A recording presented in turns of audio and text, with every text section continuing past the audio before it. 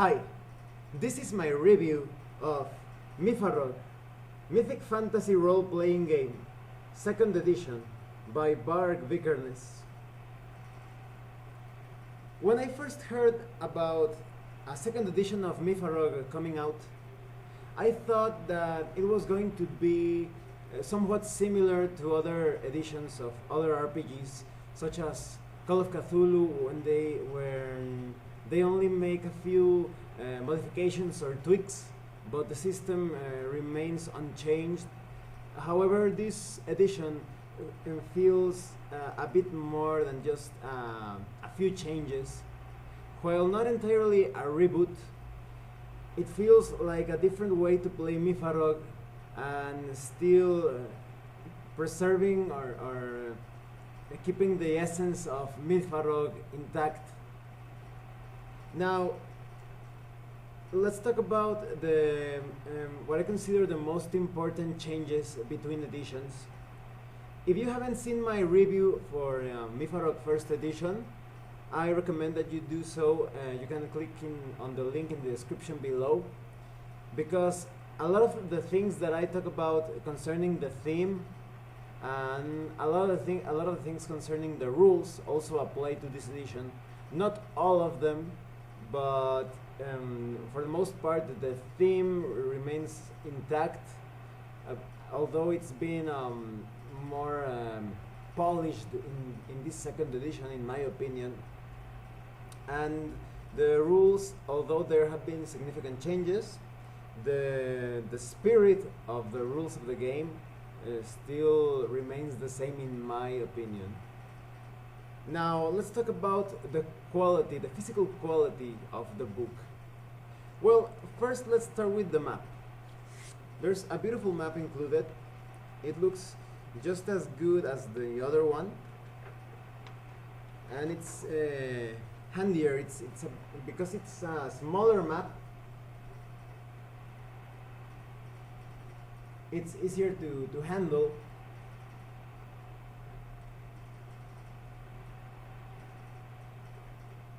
And in this occasion, there has been a modification to the way you can measure the distances.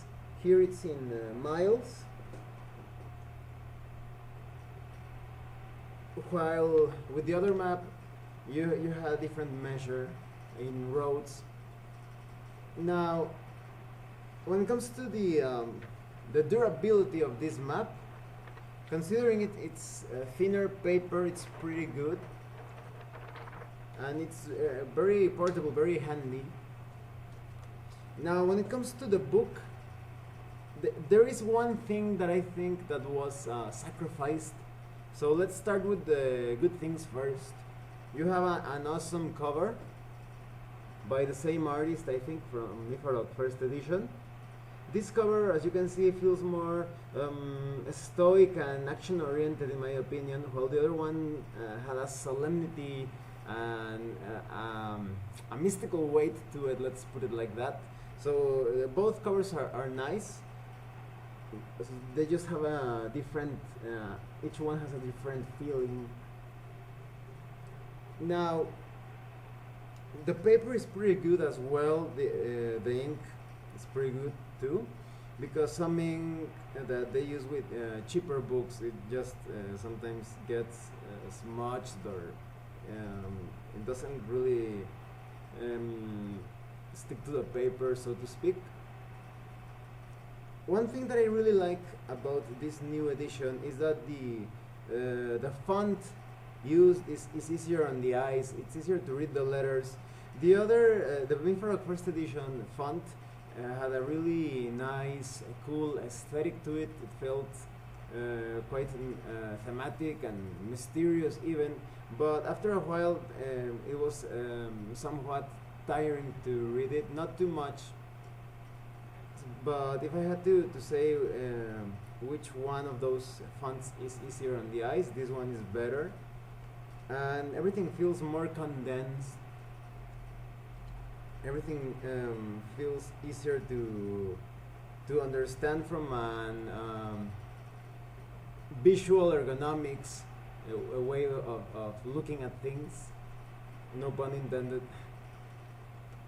At the back of the book, you also have a very nice thing, which is a Mythmaster's quick reference sheet, which really makes playing the game quite a bit easier, because it feels kind of like Mythmaster screen, or half of it at least. Of course, there are also some things that you can copy and print out. In the website, you also have some handy tables, so you can use to create your own Mythmaster screen. Usually, game masters, in this case Mythmasters, customize their own screen according to their necessities during a game, their needs. Now let's talk one thing about the one thing that I think was sacrificed with this edition when it comes to the quality. The book is quite sturdy. I don't see the pages falling apart anytime soon. That is, this book will hold together.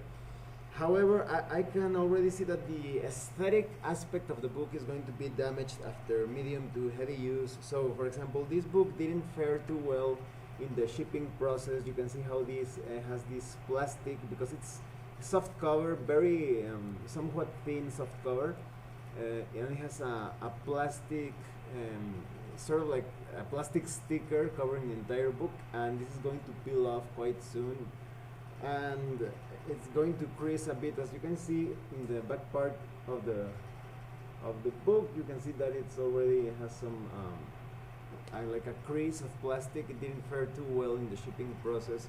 So it's not that this book isn't sturdy, it's more like it's not going to look pristine and clean after a while of using it. It's going to be affected by the wear and tear. But it's quite portable, as I was telling you. This is really portable. It's easy to carry around if you want to visit your friend or go on a trip and carry your MYFAROG book. It's going to be quite easy. Now, of course, a lot of you have probably noticed that this is quite thinner than the first edition of the book. And how is this possible? Well, Barg basically took a lot of the what he considered probably the clunkier parts of MYFAROG and some of the optional rules and tables, and took them out. And he also removed the Havamal stanzas, the European proverbs. He also removed the creation myth, but he did so with the purpose of giving a sense of a more cyclical flavor to the setting. That is, that something doesn't have just a beginning and an end. Rather, it feels like it's something that was, something that is, and something that will be, so to speak, like a cycle. However, I must inform you that everything that Barg removed from MYFAROG, you can still download it for free from his website. So this is actually pretty cool. It shows that he's a gamer designing for gamers, because he's basically giving you a more affordable version of MYFAROG, while still giving you all that content for free, the names to create different characters, the tables that I was telling you about that make skill checks a bit more complicated, all the optional rules, and the Havamal stanzas. You can still get them for free in his website. Now let's talk about the content. What makes this edition different? Well, something quite noticeable is that now you have polyhedral dice. Before you only played it with a bunch of six-sided dice, but now you have polyhedral dice, and this adds granularity to the different things that are determined by these dice rolls. So, for example, different weapons have different dice to determine their damage, and as I was telling you, this adds more. It feels more flexible. This sense of granularity, that you have more results when making attack rolls, because combat has been modified in that it feels a bit faster, in my opinion. Health levels have been switched for health points, and now it's easier to bleed out. Your character could end up dying from a nasty cut, and I think that's an improvement. While the other edition, it wasn't bad combat, but it was sometimes it could take a bit of a while. So for those of you who don't want to spend too much time fighting, you're going to be satisfied with this new combat system. Now that I noticed, I forgot to mention this. There's also some errata to this edition, but this is edition 2.0, and in edition 2.2 there's probably not going to be any more errata. Everything's going to be fixed by that, but it's nothing really major. I think the 2.1 edition already has something that I forgot to mention in the cover. You see this right here where it says MYFAROG TM. This TM could be a bit too big. It could read like MYFAROG TM, but now this in the next editions, next versions, there's going to be a smaller TM, so it doesn't look weird. Now I just I forgot to mention, I want to point out an errata, thing that I consider a mistake. Just let me check real quick. I just noticed that right now, if it isn't in the errata. Okay, I believe this isn't in the errata. I don't know if my eyes are playing tricks on me, but here in the combat section it says declare actions. That's page 34. Here it says declare actions, and it should be declare actions, not declare. So if that isn't in the errata, that could be handy to fix. Well, let's talk about more of the changes between editions. Character creation and development feels more polished and streamlined.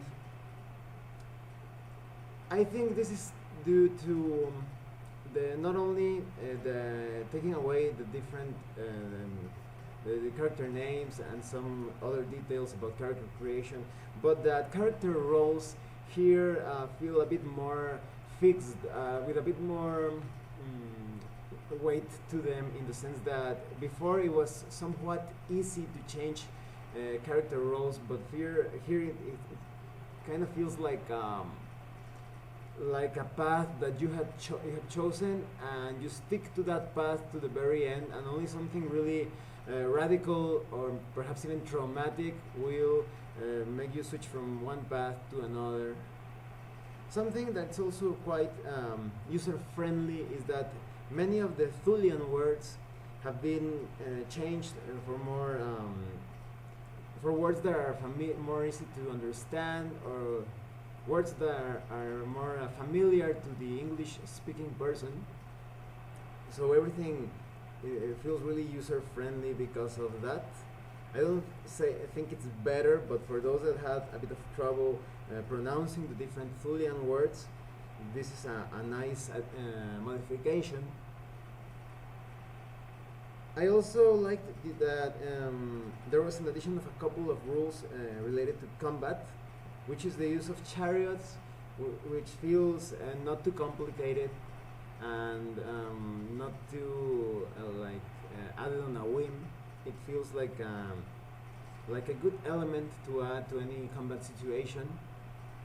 And you also have some modified wrestling rules, and these are quite handy because these cover a specific action that a lot of players usually want to try when performing a surprise attack or ambush, which is basically grabbing your opponent and trying to cover your opponent's mouth so he doesn't scream and alert the others, and you can finish him off, perhaps slit his throat, and then continue eliminating your opponents without them noticing. Because in a lot of role-playing games, sometimes when you want to carry out an ambush, you get a free attack, and that's it, because the enemy is going to scream like help, and everybody's going to come rushing at you. But here you have an option to perform really stealthy kills if you are fortunate in your roles, in your wrestling roles. You also have a new additions that represent enemies and hazards. So for example, you have the Ice Wind and the Sunstorm, which are basically supernatural hazards added to the supernatural phenomena that you already had in first edition, which basically cause cold-based damage and heat-based damage. So that's very cool. It's you could create some very paranoid scenarios with these manifestations. And you also have new enemies. For example, you have the rock Etin that's smaller than the mountain Etin and more agile but a bit weaker. So you better use these monsters attacking in greater numbers, so the player characters have a difficult time fighting against them. And you also have the skeleton, who is a staple of many fantasy RPGs, and it's a welcome addition to MYFAROG, that is faster than the zombie, although here it's called the Nar, I believe. Yes, the Nar, or Walking Dead. And however, it's more fragile than the Nar, because the skeleton lost all those that flesh and tissue. It has less protection, but still a welcome addition. Now, when it comes to the theme or the story of MYFAROG, everything has been preserved and has been kept, just like the first edition, and it feels a bit more polished. I don't know if it's because of the organization of the book or the expanded character roles, but it feels certainly more polished. I also got a feeling that there was a lot of Dungeons and Dragons inspiration in this second edition, not in the sense that it's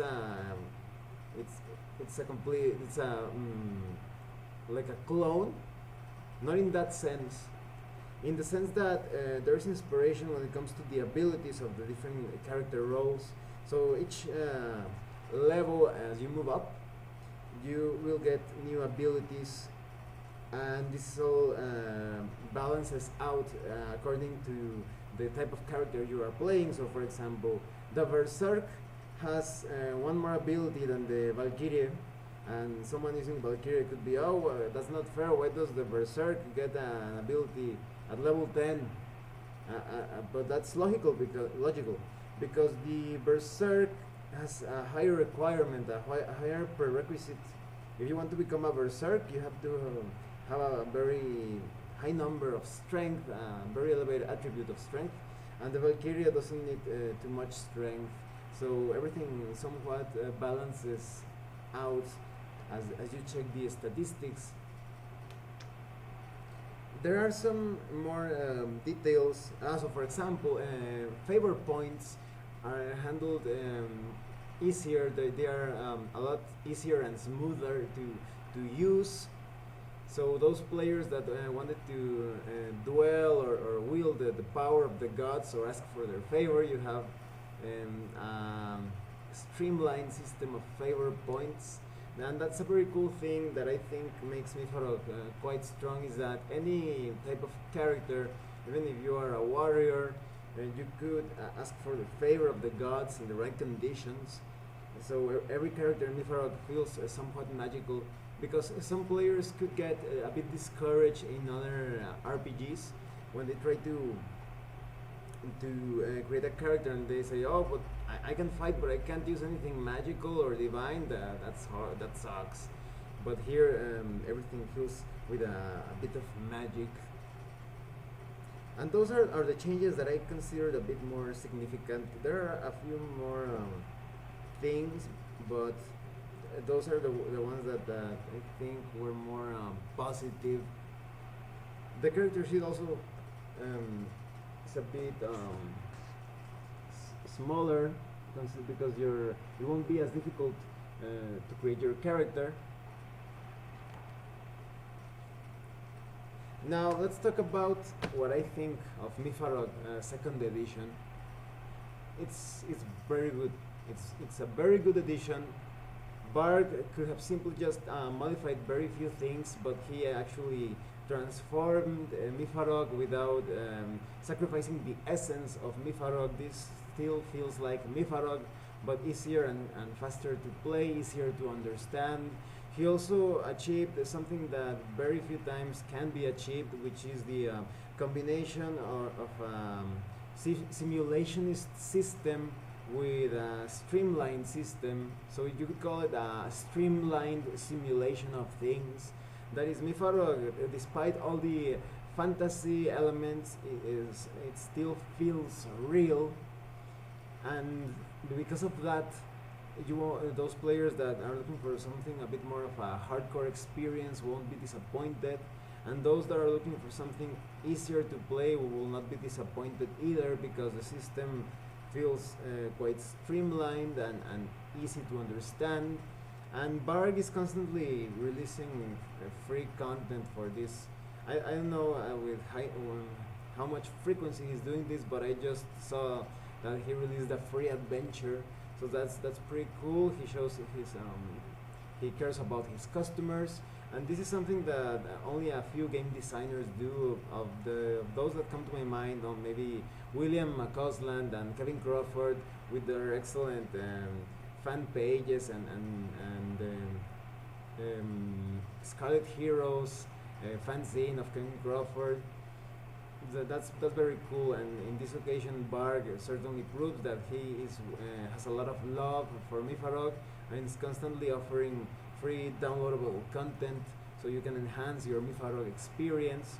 I highly recommend that you get MYFAROG 2nd edition, and for those of you that already have the 1st edition, maybe you are asking yourself, is there a value to having both editions?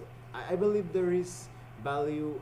First, well, if you're a collector, you're probably going to want this edition, and if you're someone who likes to move around a lot, this is certainly your battle book to carry around and use it to play also in different places. And it has enough changes so that it feels like a slightly different game, and you should definitely check these modifications to the rules, because maybe you will enjoy this system more. I still like 1st edition a lot, but 2nd edition presents some interesting changes that I think are worth checking out. Well, thanks for watching my review. If you have any comments or questions, please let me know. See you later.